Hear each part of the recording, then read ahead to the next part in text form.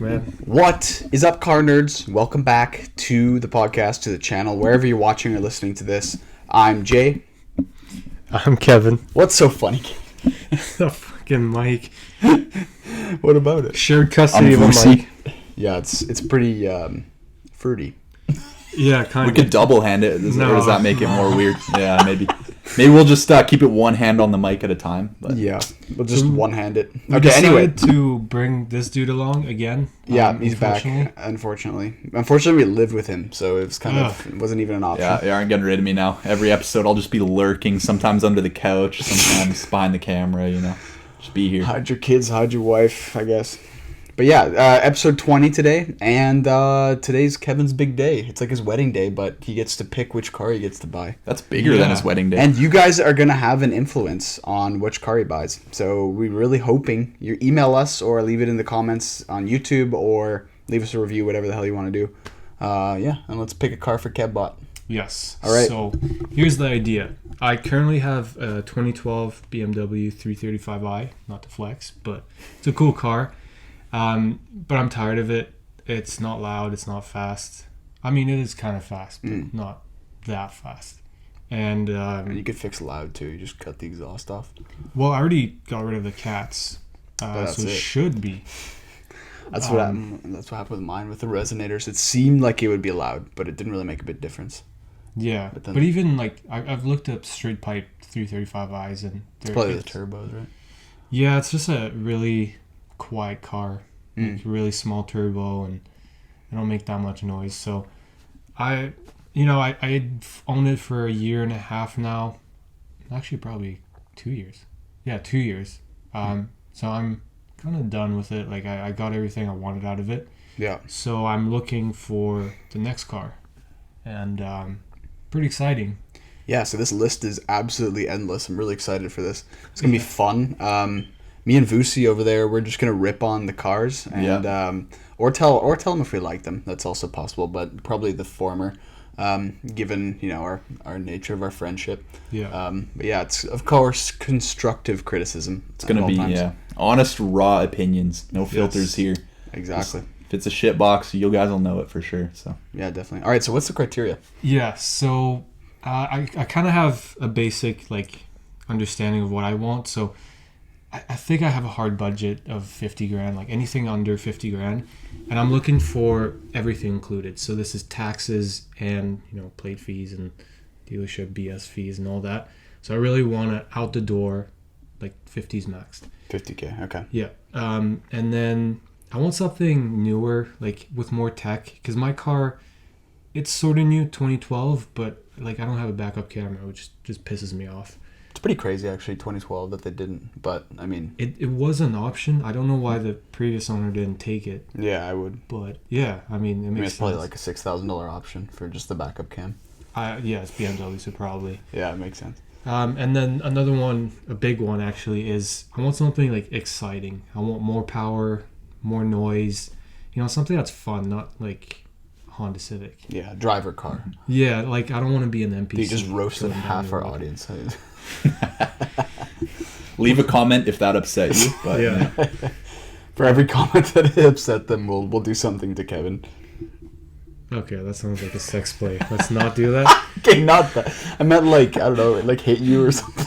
We'll get out the paddle and give him a spank for you guys. No, But thanks. Okay, we're cutting this. And then something that I am aware, because most of these are European cars, so I would like something more reliable. I did, have a BMW, which is probably the worst track record. We just went over that in the last episode. Yeah. European cars. So something more reliable that doesn't, constantly give me headaches because it's not working. Yeah.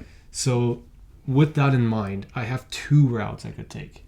I could, upgrade, buy something more expensive, more comfortable, more fast, or something I've always played around with in my head is just buying a beat or a shit box.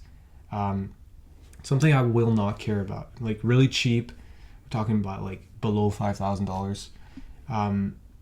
Probably something manual because I want to learn manual. I know, basic driver. car guy, you gotta learn it. Yeah. So those are the two options. And So what's your thinking with this shit box? Like, are you gonna like clap it out and drift it and stuff, or you just want to like bridge and buy time to save up more money for a better car?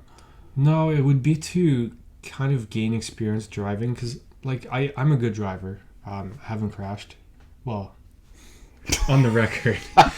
I'm a pretty good driver, but I feel like I want more car control. And I met up with someone who runs a autocross thing. It's like a club. It's, I don't know, $50 every time.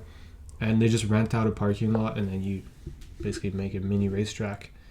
So I'd love to just have a beater that I can take there, like manual, learn how to handle the car. I'd love to have real drive, but under 5,000, I don't think that's possible. And then just learn car control. I think that'd be fun. That's pretty sweet, actually. I kind of like that idea. Just in general, too. Even if you did have like another car, even just doing that on the side. Yeah, but then it gets kind of expensive because... that's true.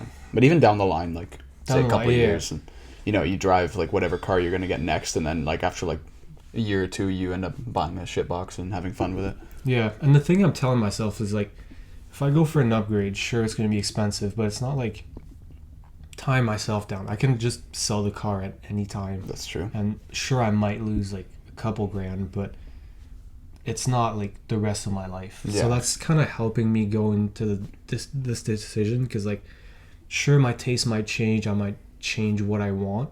Like, my needs might change, but I can also sell the car.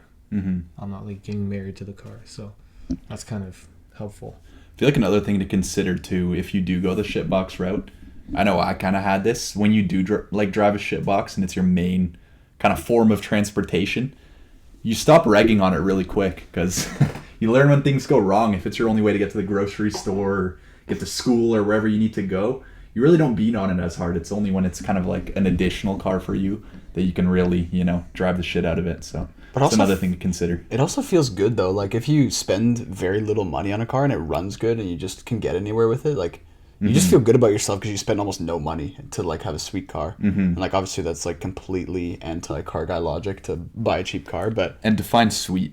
yeah, that's a good point. So the options I'm looking at are like very basic. So we're talking about like, I was going on Kijiji or Craigslist for like these piles of shit.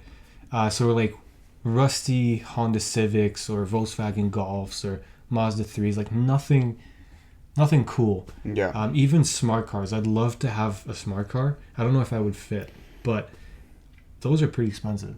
Quick disclaimer, like before we moved into our place, Kevin just advised all of us, there's 5 of us living here, to all get a smart car and park it in the driveway. To me, that'd In be the different coolest colors. Different colors too. I mean, imagine a driveway of all like different colored smart cars. I would definitely egg someone's house if I saw. In my personal opinion, I will ram the shit out of anyone with my Silverado if I see them in a smart car. So, not under this roof, but And anything we'll see smaller how than a that goes. Civic is a no-go.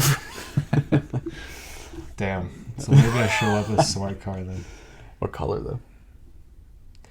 My thing would be, remember like the little plastic toys that you would like sit in, like push yourself? It's like Oh, those little yellow, tight cars. Nice. Yeah. yellow roof and like red. That'd be the perfect colors because it literally looks the Yeah, same. so I would do a wrap like that. I've seen it on the internet. A couple people have done it. You can just Perfect buy a shit red box. one and wrap the roof, eh? Yeah. Yeah. Well, the thing is, I don't know how well that would do in like a drift set on an empty parking lot, but I don't think Well- those will drift, will they? no. The thing is, they're rear-wheel drive, Are they? Oh, I thought it was front. That surprises me. Okay. but it's a 3-cylinder with like 50 horsepower. So it's not like I don't know if I get the wheels spinning, honestly. you just pull the handbrake. True. Probably lighter than a horse, too, honestly, at this point. Yeah. Good point. That weight to power ratio is pretty good. Yeah. Yeah, honestly, like they're fun cars. I've seen people rip on them. Like you just put a small lift kit, put some big wheels, and you can take it off roading. I've driven it. It fucking suck, dude. They're so bad. How much Like are I they? drove it. They're 8,000? expensive, yeah. 8,000? That's where they start. They at, used or to be is it more, typical? but No, yeah. like new was like 20,000. Now Yeah. nobody wants them. But honestly, I drove one of those things. First of all, I'm 5'8", and I was hunched over in one of those things, and like over the steering wheel, and it pretty much feels like you're driving one of those like toy cars. Like the steering wheel's tiny, the little gear shifter's like mini. It feels like it's gonna fall off at any moment. That's the fun part, though. Like, I don't know, dude. It's kind of scary if you're driving down the highway with that thing. You're just a victim. Like, you're a permanent victim on the roads. Anyone sees you, it can plow you. Anything can. yeah. Yeah, if you hit anything, if you hit an owl or an eagle, you're done. You're dead. Yeah. Even the wind, you could probably knock that thing over. Oh, 100%. Yeah. You definitely feel it when you're steering. But Yeah. all right, should we move on to the good stuff? Yeah, so now that we got the boring stuff out of the way, the upgrade list. So I have already 3 picks, like top 3. I've been on this for like a year now. So like I've done a lot of research, and like I kind of know what direction I'm going. The number 1 choice would be the RS3, Audi RS3. We've talked about it before in previous episodes. It's such a cool car. Like one of the only 5 cylinders on the market right now. It's basically a mini V10. Sounds insane, looks amazing, and off the like compared to everything else I have on the list, we're talking about 400 horsepower. So it's only what, like 30 more or 70 more than I have in my car. Not a huge change. My car is X-Drive, so I already have all-wheel drive, but the like potential for modifications is insane in those things. And like I don't need a race car. Like 400, maybe 450 would be good. I'm not trying to be the next fastest man, but the thing that I found interesting is I'm comparing the current market price to the MSRP of the new model. So like back in whatever 2018 when it was brand new, and this one is actually the one that changed the least out of everything I pulled. And that's again due to like the Audi not selling the new RS3, the new model, so they're just not that many on the market, and prices go up because price is it supply and demand. So yeah, like it kind of pains me to like buy a car that's 5 years old and only depreciated like $10,000. It's still cheaper though. And the thing is though, like it is a little bit more power, obviously, like you said, like 70 more horsepower, but I think it's almost definitely lighter than your Beamer. But then also my car has 450 horsepower and it probably weighs 1.5 tons more than that car. I'd actually be curious checking the weight because I have a coupe. So this is a 4-door. That's true, but it's also a smaller footprint, I think, the RS3. Yeah. It's very nimble, yeah, small and nimble. Yeah. When you see them in person too, like first time I saw one, they're very small. Like, you kind of expect them to be the size of like the 4 Series Audi or like exactly. the BMW 335, like kind of in that range. But it's definitely a smaller footprint than both of those. But also just like the aluminum space frame that you have in those cars, and then the smaller engine, like it's probably significantly lighter, I would say. Yeah. I don't know how much, we'll have to double check, but. And I actually, me and this guy went to the dealership. What was it, like last week? Yeah. To go see it. And I promised myself I was not going to test drive it because there was a 99% chance You're I gonna would buy have. it, Yeah, I would have bought it if I test drove it. Yeah. Yeah. But I got to sit in it and like walk around the car and. Did they start it up? What? Did they do a startup? No. Oh man, I probably could have. that would have been sweet. But yeah, like so nice. The interior is a bit small. I felt like it was a bit small. I guess because like the bucket seats kind of wrap you and make you. It is a small car though, yeah. Yeah, so that's okay. Like I fit in it. I lowered the seat to the max and like I could see fine. But maybe I'll go see the other two, the M5 and the GTS, just to kind of compare, have a fair comparison. So on that, we'll move to the other two within the top 3. So the second one is the F10 M5. Oh boy, those are insane. So we're talking about V8 twin turbo. It's either rear-wheel drive. I think there's all-wheel drive options. Yeah, I'm actually not sure. Yeah. I think there's an X-Drive, yeah. Yeah, so 552 horsepower. That's insane. It's a lot. Yo, you're going to be wrapped around a pole really soon. That's almost double what I currently have. It's 102 more than I have. That's Yeah. probably less weight too still, or maybe close. Correct me if I'm wrong too, but I'm pretty sure a very select few of them came in a manual as well. So a manual 560 horsepower V8 twin turbo would be bonkers. I definitely can't afford the manual, but I think you're right. I think they did come with a couple manual, but they were getting phased out because they brought I think it's S-tronic transmission. It's like the greatest. So They're dual clutch. Yeah. yeah. But that one, like the drop in the MSRP is pretty crazy. So this one, everything in the top three is about like 40 to 45,000. There's a couple examples, so it differs, but most of them were about 42,000 for the M5. MSRP was like 100,000. So that's a pretty steep drop. And that feels good too if you hop in one of those things. Yeah, they're big. It's much bigger than my 3 Series. They also look really good. I feel like this was like the best era for the M5. Agreed. Yeah.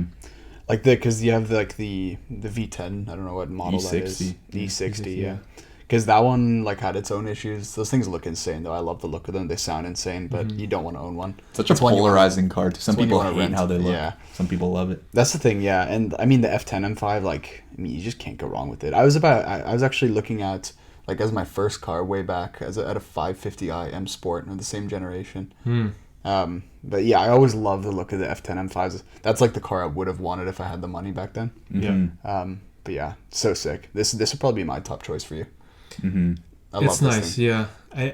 I don't know. It's so hard to choose because like all 3 of these. So the third one, we're gonna go into that one, Panamera GTS. So the first generation Panamera, ugly as shit. Like worst car Porsche ever made. But this is the facelift with the LEDs, and I generally think they redeem They themselves. do look better, yeah. They do a lot better, and this one has I think it's 4.8 liter V8.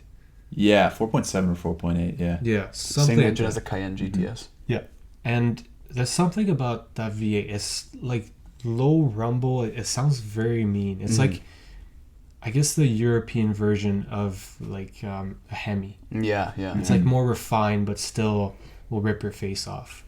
And this one a bit less horsepower, so 440. Still respectable. It's Definitely, still fast. But it is a bigger car. That's the thing. It's bigger than the F10 M5, and definitely bigger than the RS3. And that's also kind of why I like the F10 M5 because it's kind of in between. Like you said, the RS3 felt a little small for you, and the Panamera. Do you want to call tell the audience what you call the Panamera? Yeah, I don't know where I got this from. I think early Instagram, someone called it, because it's hard to spell Panamera, so I just call it Pamumu. Pamumu. Because I think it was a car that was like white and black, like stickers on it. Someone just called it Pamumu, and I was just like, It's a All cat. right. Well, now as a tribute, Kevin, if you get a Panamera, I guess you'll have to get white and black. You know, live At up to the least Panamumu White name. exterior, black interior, or something, or maybe custom vice plate. versa. Yeah. Ooh. Pamumu. Just Moo. That'd be beautiful. Or just moo. I'm sure that's taken, but but yeah. Anyway, like I was saying, I think like the M5 kind of is like a happy medium. You know, you have the most power. It's also the cheapest of the 3. You have like your Beamer roots back, which I don't know if you want those back. Well, that's the thing. And then the They're size, right? Yeah. That's like I don't know.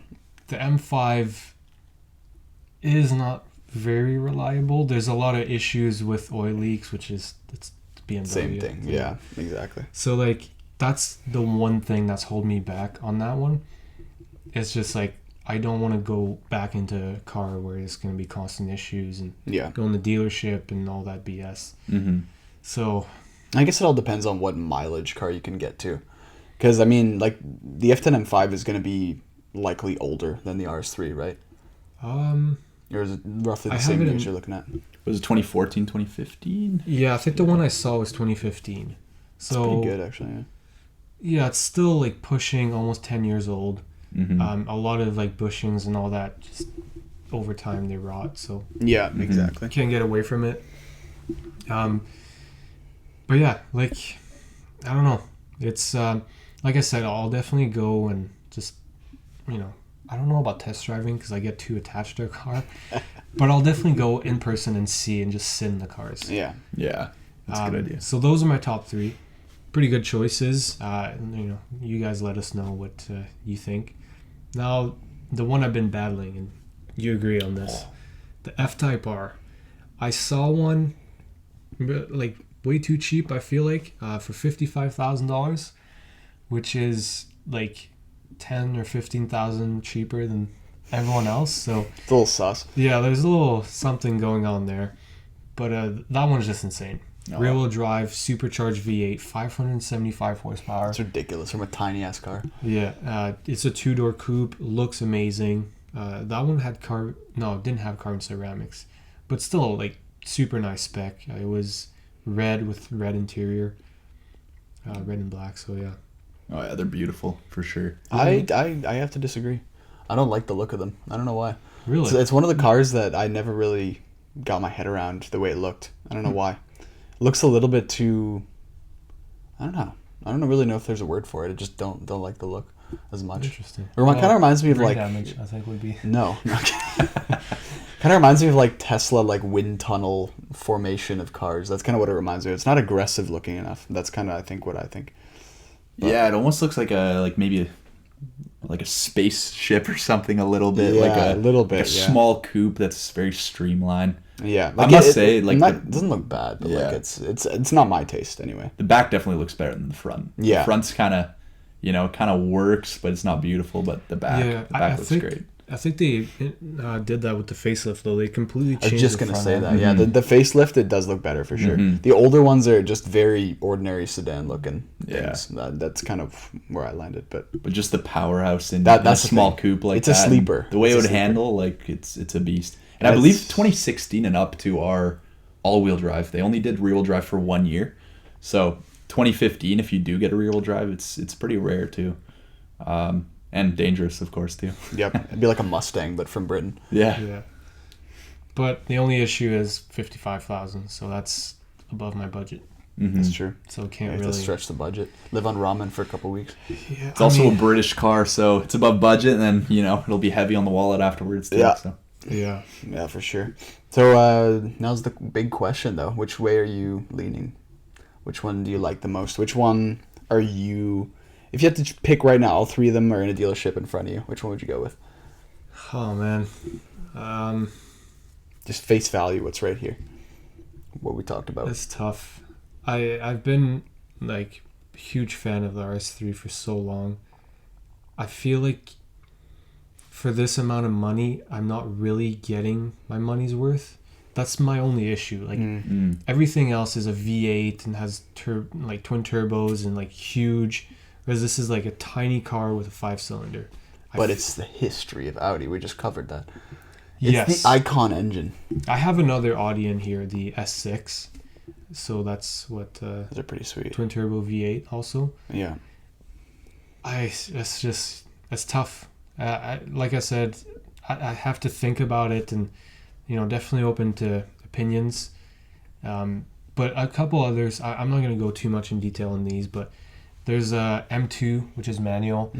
That would be a sweet car, but it's essentially my car. It's the same, almost the same engine, just newer. One that I found interesting was a E63S. So this is These a are beasts. V8 twin turbo, 577 horsepower. You got that beautiful AMG engine. Are they Yeah. 577? Yeah. Insane. Wow. They're What year is It's this? even beating out the F10. 2017. They had that much power back then? Holy shit. Yeah, and the all-wheel drive, so it's handles That's pretty well. insane. Interior is insane. It had the ambient lighting. Mercedes interiors are probably my favorite Yeah. of the three German cars. Yeah, they nailed it. So that was a good option. The C63S, kind of the same platform. Smaller. I could go American. This is something I've been playing with, manual American. Yeah. With a Camaro SS, but interior is just plastic. I don't. That's the like thing. Yeah, we like a more like that's why we have European cars. We like more like refined. Like it. Sure, the power and the value you get from an American car, there's no comparing it, obviously, and they're a hoot to drive. But again, the interior, sometimes even the exterior. I just remember the C6 Corvettes. Like the entire back of the car is one piece of plastic. Yeah. Like it just stuff like that. Like it's okay. It's fine. That's why they have to save money, but it just doesn't give you that like feeling of like true quality. And that's kind of where I get hung up. And the handling, of course. Too. Exactly, Like yeah. the SS is a performance car, but Exactly. put it against an RS3 in the twisties and you're gone. Yeah, it's all rear-wheel drive, Yeah. just smoking tires, pretty much. Yeah. and heavy. And then we got an S6. I don't know. Pretty sweet. It's cool, but Yeah. not my favorite. I feel like it's not something you think of as sporty. Like you see an S6 drive by, you're like, oh, it's just an A6, an old dude in an A6. It's not really Yeah. performance. Too sleek. Kia Stinger, they're cool, but nah. It's kind of like a child's play of. They're built nice. They are. Then they sound good. They're sound quick. good, yeah. There's this, it's kind of like what like a BRZ is for like import cars. Yeah. You know what I mean? Like it's like the same idea. They kind of tried to remake something in a way that didn't really work out that well. It's like putting makeup on a pig. Exactly. That's the best way to put it. Yeah. This one does have power, unlike the BRZ, which is nice. Yeah, But it can't compete with the others. So that's true. really, those are my top three. I also saw Aston Martin V8 Vantage. Ooh, that was on my list originally. Yeah, Actually, yeah. manual V8 with the fancy doors. Underpowered, But that would be, They I have think like it's 3 something as well. 370 or 400, something like that. It's not super, honestly. From a naturally aspirated V8 too. Yeah, it's interesting. Yeah, but it would not be reliable. So that's a no-go for sure. Good point. Yeah. So yeah, those are my choices right now. I'm still on the fence. I like pulling my funds together and like really getting ready. I gotta fix the BMW so I can sell it. But yeah, like this is in the works. This is happening. We'll have to do like a vlog style video when you get it. Take the viewers for a spin. Yeah, and definitely want to do some content with my BMW before I never see it again. For sure. Drive it into a wall. Maybe that's how I sell it. Crash it and then get insurance money. Yeah. If you're his insurance company, you didn't see this. Nope, never. So I'm curious. What would you guys like recommend? Us two or the viewers? You two. Like from this list that you saw, the options I got, what do you think makes the most sense? You can take it first, Jay. Of course I said the M5, but like realistically, like knowing you and how long you've been talking about it, I would say RS3. Just because I know how much you like that car. Like I wouldn't let the engine get you hung up too much because like it's a sick sounding engine. It's one of those like rarities that makes it even more rare. Obviously better on gas too, which might be nice. Yeah. I'm just kidding. But and then you have that all-wheel drive system, like Audi's refined engineering and stuff. Like it's a small, compact car. It's gonna be great handling.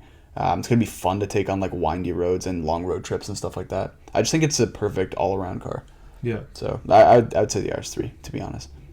Nice. What about you? Are we talking about just the top 3 here? Anything from the list. Okay. F-Type R is not really realistic, but Yeah. That takes that one off the list for me. yeah. Yeah, I think one of the main considerations will just have to be what you want to enjoy it for most. Like if you do want to take it on those twisty back roads and really enjoy those handling aspects, the RS3 would definitely come out on top. The F10 M5 and Panamera handle great as well, but they're way heavier and just more of business saloons rather than sports sedans. So a bit of a different class there, which I think is a big consideration. But personally, I do love the F10 M5. The twin turbo V8 is just a powerhouse.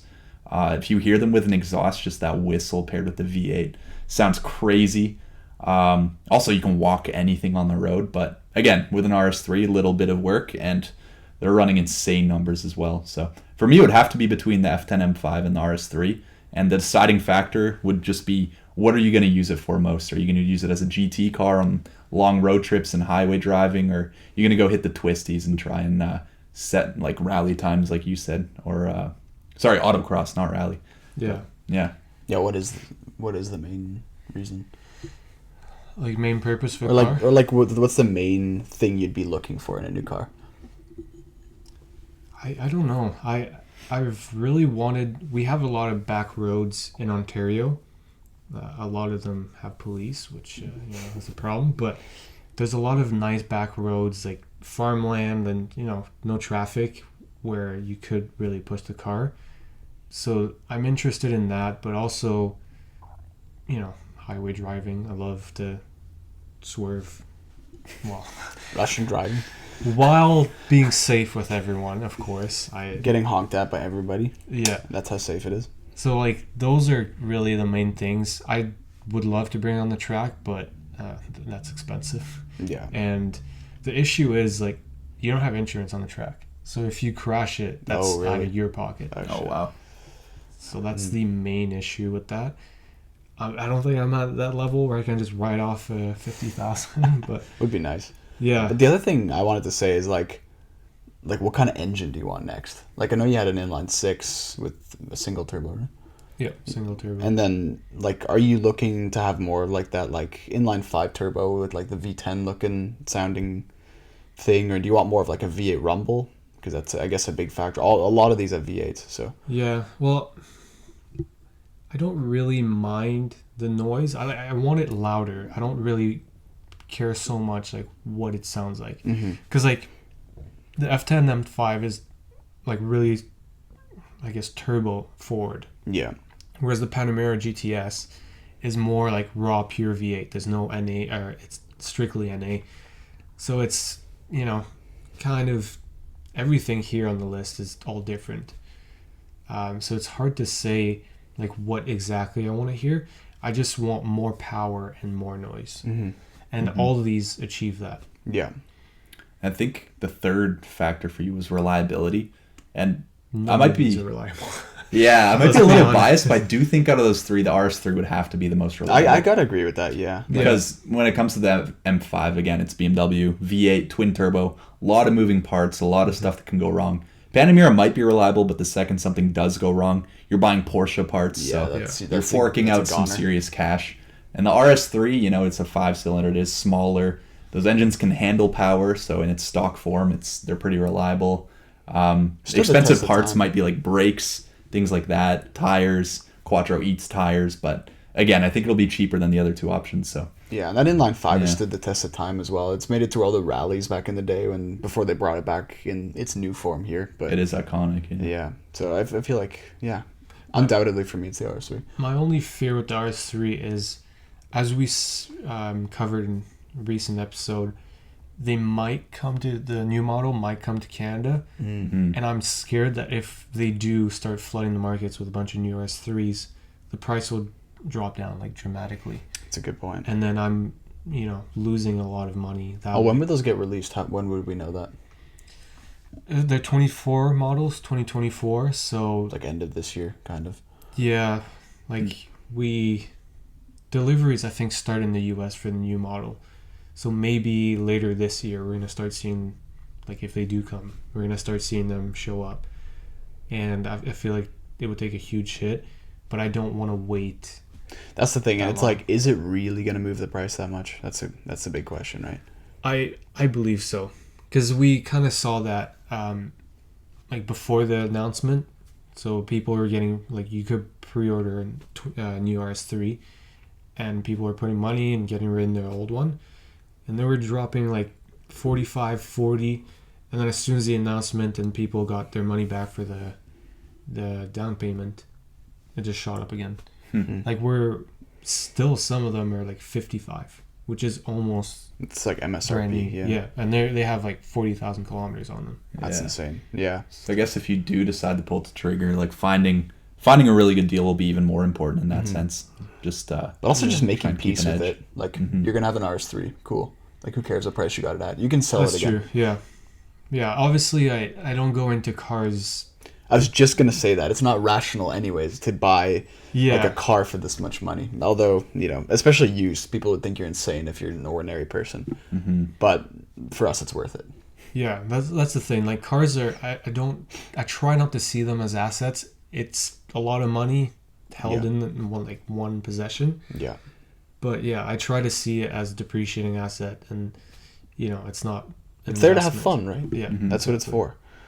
And yeah, it doesn't have to make sense. I mean, look at the Stradman. He's leasing a Koenigsegg for $33,000 a month. That's insane. That blows my mind. In a way, it's his business. Like Exactly. he's making money off. Oh, he makes so much money, and like just that video. I mean, I don't even know how many views that got. Yeah, and like I'm not. all the places. Yeah. This is just a burden, the financial burden. Literally, the monthly lease payment is almost the same as what you're paying for this thing. Yeah, I could buy an RS3 every fucking month for leasing it. You're not even owning it. It's insane. Yeah. All right. Anyways, this episode's getting long. Anything else you guys want to add? stay tuned for the results. Yeah. See what I end up buying. You guys will see it all over social media. Comment down below too. Like, Yeah, let us know what you guys think. Yeah. Yeah. Yeah, let us know what your favorite is, and if you have one of these, your experience with it, maybe. That could be cool sell too. it to me for a discount. Yeah. We'll make it worth your while. We'll have you on our show. Yeah. But yeah, all right, guys. Thanks for watching. I'm Jay. Kevin. And Voose. signing off. See you guys later. See you in Goodbye. episode 21.